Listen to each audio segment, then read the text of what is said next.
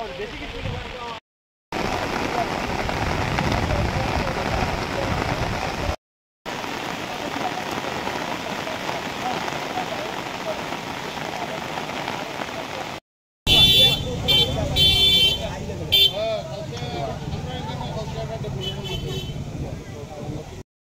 আজকের 4 নম্বর ওয়ার্ডে পুরো পরিষদ এলাকার পরিদর্শন।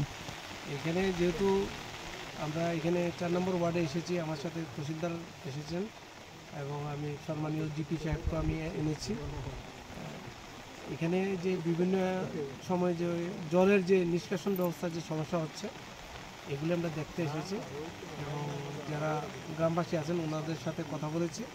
এখানে আমরা একটা স্পান পাইপ দেওয়ার জন্য একটা চেষ্টা করব, যাতে যে বাম দিকে যে রাস্তা থেকে জল উঠেছে এটা যাতে ডান দিকে যাতে চলে যায়। কারণ